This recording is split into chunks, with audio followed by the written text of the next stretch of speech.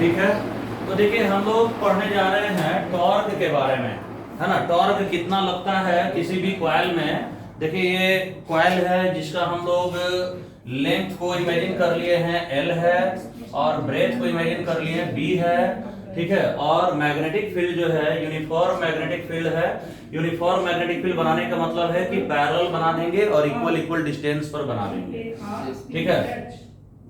अब देखिए, अब उसके बाद यहाँ पर इस कॉइल में मान लेते हैं करंट ऐसे फ्लो हो रहा है, ठीक है ना। ऐसे गया, इसमें ऐसे गया, इसमें ऐसे गया, इसमें ऐसे गया, ठीक है ना। तो देखिए यहाँ पर कॉइल में ए बी वायर पर देखिए क्या होगा। जैसे पहले मान लेते हैं वायर ऐसे था ना, तो वायर ऐसे था तो करंट किधर की तरफ होगा, तो इसको आप लोग ऐसे याद रख सकते हैं फ्लेमिंग्स लेफ्ट हैंड रूल से। फ्लेमिंग्स लेफ्ट हैंड रूल में क्या होगा, जैसे इसको फादर मदर चाइल्ड ऐसे करके याद करते हैं, है ना। यहाँ पर ये M से मैग्नेटिक फील्ड हो गया और C से करंट हो गया, है ना। और यहाँ F से फोर्स हो गया। तो मैग्नेटिक फील्ड इधर हो गया, करंट जो है ऊपर हो गया और फोर्स अंदर की तरफ लगेगा। तो यहाँ अंदर की तरफ लग रहा है जिसका वैल्यू हो गया अंदर की तरफ BI×L। यहाँ पर भी हो जाएगा। ये देखिए यहाँ पर इसमें क्या होगा, मैग्नेटिक फील्ड उधर है और करंट इस पर नीचे है ना, नीचे। तो ये आउटवर्ड यानी कि आउटवर्ड डायरेक्शन में यहाँ पर मैग्नेटिक फोर्स का वैल्यू हो जाएगा BIL, ठीक है ना। तो देखिए इस तरीके से ये हो क्या रहा है कि मान लीजिए कि ये कॉइल है, ये कॉइल जो है ना, यहाँ पर इसमें अंदर की तरफ इस साइड में फोर्स लग रहा और इस साइड में बाहर की तरफ फोर्स लग रहा। ये ऐसे क्या करेगा, कॉइल को घुमा देगा।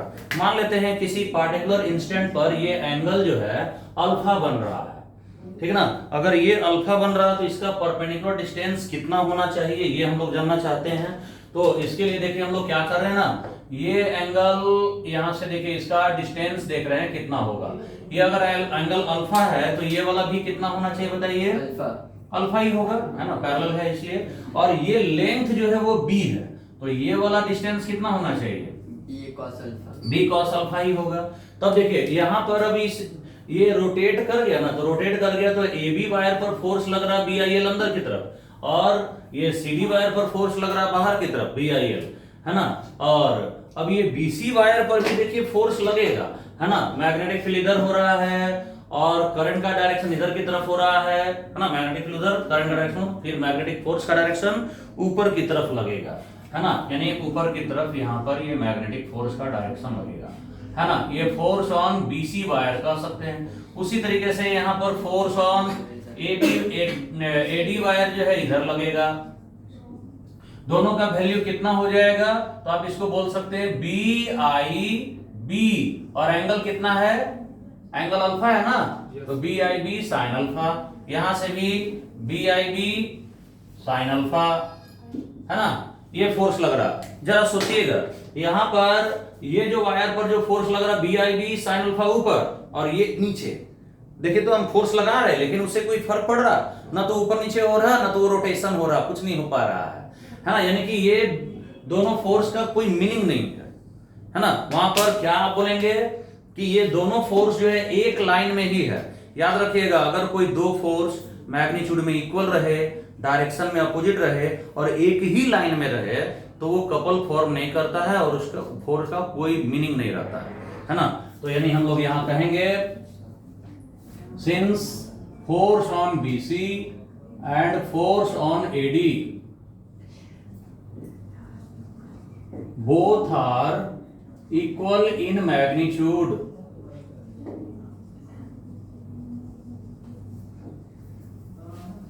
but equal in magnitude, opposite in direction, opposite in direction, but ये एक ही लाइन में है ना, यानी collinear, but collinear. Therefore torque due to these force is equal to क्या होना चाहिए, zero. Torque due to these forces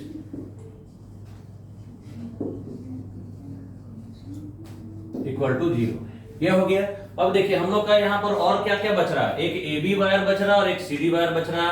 ये वायर का फोर्स अंदर की तरफ लग रहा, ये बाहर की तरफ लग रहा, और दोनों के बीच में कुछ डिस्टेंस बन रहा है ना। जैसे देखिए एक जो है इधर तरफ जा रहा है, एक इधर की तरफ जा रहा है, दोनों के बीच में डिस्टेंस बन रहा है जो कि वो रोटेशन करवा रहा है है ना, यानी कपल फॉर्म कर रहा, हम लोग ऐसा कर सकते हैं, कपल फॉर्म कर रहा। यहां लिखेंगे ये force F A B and F C D both are non collinear,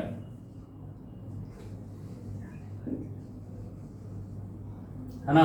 therefore torque का वैल्यू क्या होना चाहिए, टॉर्क इक्वल टू कोई भी फोर्स, है ना, torque due to a couple क्या होता है, आइदर फोर्स, कोई भी फोर्स ले लीजिए इनटू परपेंडिकुलर डिस्टेंस ले लीजिए, ठीक है ना।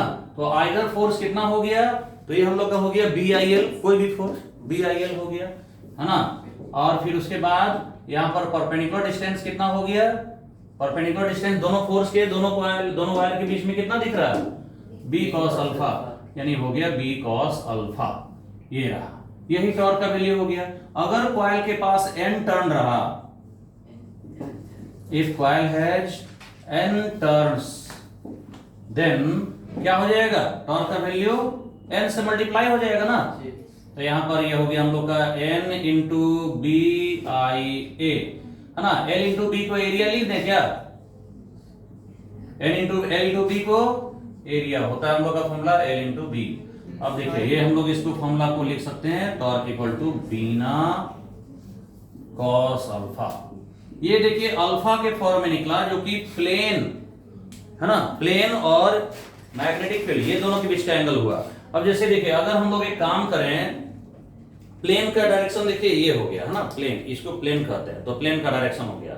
एरिया वेक्टर का डायरेक्शन कैसे हो गया, तो ऐसे परपेंडिकुलर टू द सरफेस, है ना। हाँ, तो देखिए यहाँ पर ये हो गया हम लोग का एरिया वेक्टर और ये हो गया प्लेन, है ना। अब हम लोग इसमें क्या कर रहे हैं, देखिए दोनों के बीच का एंगल कितना दिख रहा होगा, 90 डिग्री दिख रहा होगा।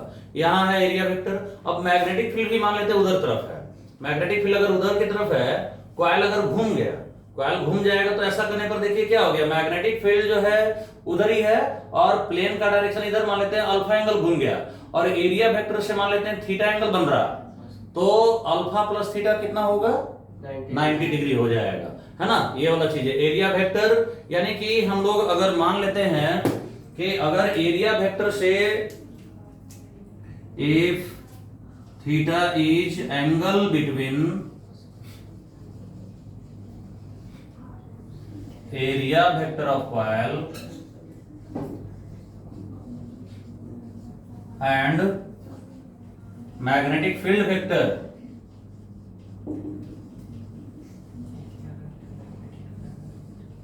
तो ऐसा करने पर क्या हम लोग बोल सकते हैं, थीटा प्लस अल्फा, इसका वैल्यू 90 डिग्री, यानी देखिए अल्फा का वैल्यू कितना हो गया, 90 माइनस थीटा हो गया। अब यही वैल्यू बैठा देंगे हम लोग, यानी यहां से टॉर्क का वैल्यू तो कितना मिल जा रहा है, इधर ही बता दे रहे हैं, टॉर्क इक्वल टू हो जाएगा BINA और cos 90 minus theta, cos 90 minus theta क्या होता है, साइन थीटा, यानी टॉर्क का वैल्यू हो गया BINA साइन थीटा, यही हो गया टॉर्क का वैल्यू, है ना। ठीक है, तो इसको लिखना है, कट कर दे रहे हैं, कट कैसे करें,